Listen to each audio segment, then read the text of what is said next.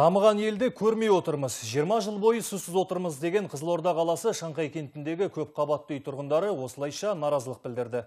Айтуларынша тіршілік нәрін олар шелектеп сырттан тасиды. Кейде тіпті жаңбыр мен қардың суын қайнатып ішуге мәжбүр. Толығырақ алдағы бейнематериалда айтылады.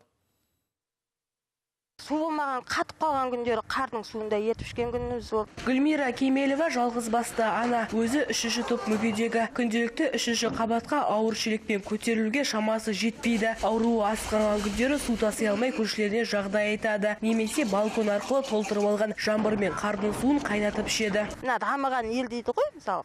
Ешқандай дамып жатыр. Ешқандай несін көріп жатқанымыз жоқ, дамып жатқан.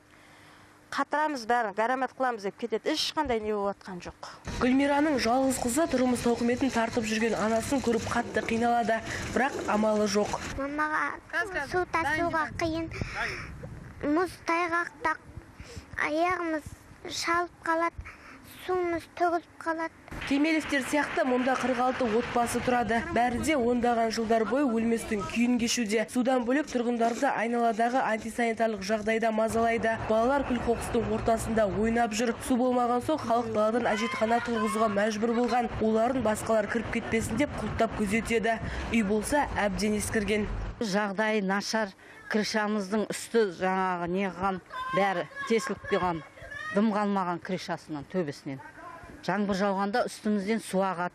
Жауапты мекемедегілермен хабарласқанымызда біз тек су құбырын үйге дейін жеткізіп берумен айналысамыз.